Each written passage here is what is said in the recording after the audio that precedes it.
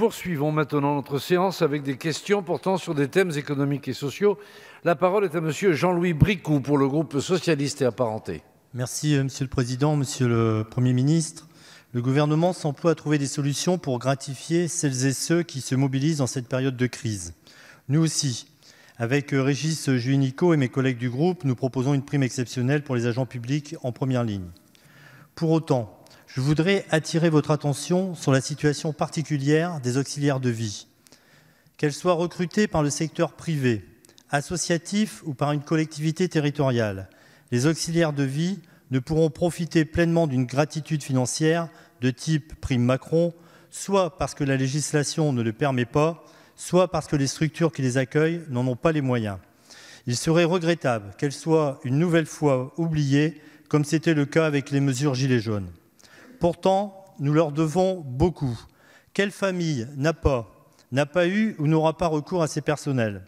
Ce personnel, essentiellement féminin, arpente nos territoires pour accompagner nos aînés quand les familles sont trop éloignées ou trop occupées. En semaine ou le week-end, elle entre avec délicatesse dans l'intimité des familles, dans des logements quelquefois inadaptés, y effectue les tâches les plus ingrates, doivent s'accommoder aussi de l'exigence des familles. Le tout pour un salaire de misère, un temps partiel imposé, des horaires à coupure. En cette période de confinement, trop soucieux de la situation de nos aînés, ces personnels ont malgré tout continué à assurer la continuité du service, en prenant des risques pour leur famille. Cette situation, je crois, nous oblige. Il nous appartient de trouver ensemble une mesure qui puisse les gratifier à titre exceptionnel. C'est pourquoi je vous propose de doubler le taux des heures effectuées en période de confinement. Nos parents, grands-parents et celles et ceux qui s'en occupent valent bien un effort de la nation pour compenser cette charge exceptionnelle aux structures. Je vous remercie. Merci, monsieur le député. La parole est à monsieur Olivier Dussopt, secrétaire d'État auprès du ministre de l'Action et des Comptes publics. Merci, monsieur le Président, mesdames et messieurs les députés, monsieur le député Bricout. Vous avez évoqué la question des auxiliaires de vie, des emplois à domicile. Et je voudrais d'abord commencer cette réponse en vous indiquant, mais vous le savez, que le gouvernement, et Muriel Pénicaud peut en témoigner, a veillé à ce que ces personnels, quel que soit leur statut, quel que soit le statut de leur employeur, puissent être éligibles au chômage partiel. Et j'entends la demande qui est la vôtre d'une revalorisation, d'un accompagnement. J'ai la conviction que ça trouvera aussi sa place dans l'ordonnance présentée par Madame la ministre du Travail lors du dernier Conseil des ministres. Vous avez aussi évoqué la question des auxiliaires de vie, des aides à domicile employés du secteur public.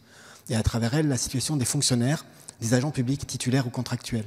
C'est l'occasion pour moi de saluer leur engagement, de dire que les moments que nous vivons illustrent combien ces hommes et ces femmes sont attachés à l'intérêt général et au service public et qu'à travers leur nom, à travers leur visage, c'est aussi la solidarité nationale qui prend corps.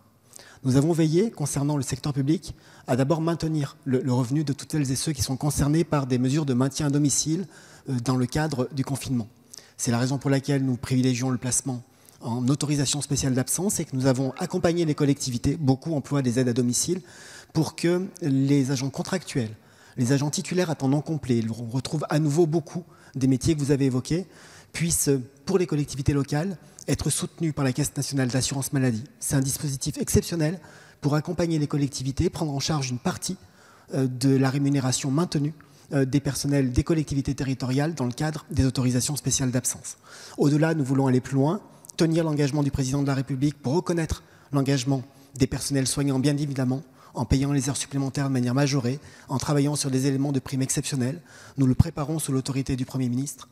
Nous le préparons aussi pour reconnaître l'engagement des fonctionnaires publics de l'État qui sont mobilisés dans cette crise, qui sont eux aussi sur le terrain, en accompagnement et dans l'application des plans de continuité d'activité. Et enfin, puisque vous avez évoqué les employeurs territoriaux, je tiens à vous dire que je reçois chaque semaine, ou plutôt j'entends chaque semaine, l'ensemble des employeurs territoriaux qui m'ont demandé à ce que les collectivités puissent verser une prime défiscalisée, exonérée de cotisations sociales, modulable à leurs agents. Il faut un véhicule réglementaire ou législatif pour cela, nous y travaillons, mais cela est à l'étude et avec Monsieur le Premier ministre, nous savons combien l'ensemble des personnels des trois versants sont essentiels dans cette période. Merci. La parole est